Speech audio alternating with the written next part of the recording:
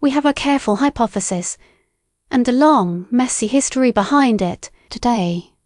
The machinery, if a religion really is a kind of collective model that a community keeps around itself, then I want to know what it is actually made of, and what, exactly, ritual is doing inside it. Rowan, start us off. Start with the model itself. A religion proposes what kind of world this is, which unseen causes matter, what death means, and what comes after it, what counts as disorder, and what counts as repair, who can be trusted, and who cannot. That is a generative model, but a socially distributed one, carried by an entire community rather than sitting in one head. And I want to be careful here, because this is where people overreach. It is not some sealed-off religious compartment of the mind. Pascal Boyer argues that religious beliefs run on perfectly ordinary cognition, the same memory, the same agency detection, the same social reasoning we use for everything else. They are a special class of reflective belief, not a separate mental organ. Durkheim pushed even further, and it is worth sitting with. He argued the sacred object is, at bottom, a representation of collective life itself. When a community gathers and reveres something as holy,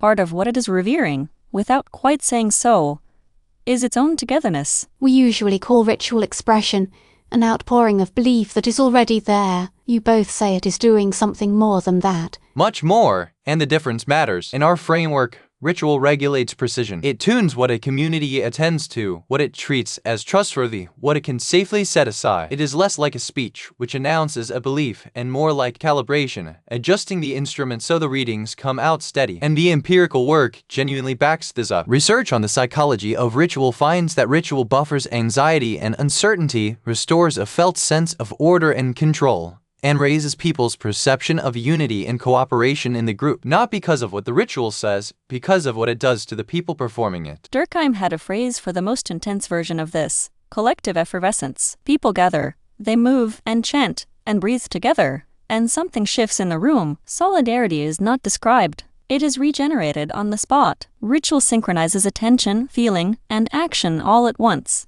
That is not decoration around the belief. That is infrastructure underneath it. And not all ritual works the same way. No, and the contrast is sharp and useful. Harvey Whitehouse draws two modes of religiosity: frequent, calm, repeated ritual. The weekly service, the daily prayer, builds semantic memory. It supports doctrine, orthodoxy, stable leadership, and very large, anonymous communities. Millions of strangers who have never met can still credibly call themselves one faith, because they all repeat the same things. Rare, high-arousal ritual does almost the opposite: the terrifying initiation, the once-in-a-lifetime ordeal. It builds searing, personal, episodic memory, and it fuses small groups intensely, for life. So one mode scales a tradition wide across strangers. The other welds a handful of people deep. Most living religions run both at once. What about sacred law, taboo, myth? Sacred law and taboo are action policies. They shrink the space of possible behavior. Here is what must be done. Here is what must never be done. Here is who counts as one of us. A community facing real uncertainty cannot evaluate every option from scratch every time. Law pre-decides, so that action stays possible at all. It is not only social control, though it is never not social control. And myth is compression. A myth packs origins, dangers, ideal lives, enemies, and moral cause and effect into a single, vivid story.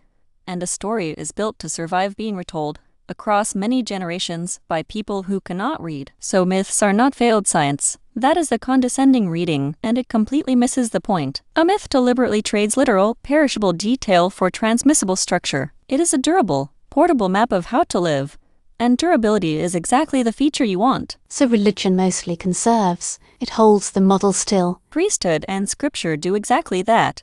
They preserve the canonical priors, the authorized readings, the procedures you can repeat without thinking. That is the stabilizing half, and a community needs it. But prophecy does the opposite, and a living tradition needs that too. Prophecy contests the model. It speaks up precisely when a community can no longer absorb its own moral errors. When something has gone badly wrong that the official, comfortable stories simply will not name out loud. So a religion carries both at once, and this is the part people miss. Error correction and error protection in the same institution. It is not only conservative, it is also periodically reformative. It can turn on itself, name its own failure, and revise. Few human systems do both, and I want to be honest about my own confidence here. This episode, ritual as precision regulation, as memory, as synchrony, is the strongest part of the whole hypothesis. It is the part I would defend hardest, because the empirical evidence underneath it is real and it is measure. Generative model, ritual, law, myth, priest, prophet, a genuine working machinery for living under uncertainty. Next time, 3 words this machinery has always carried, and that people fight over endlessly: faith, gods, and prophets.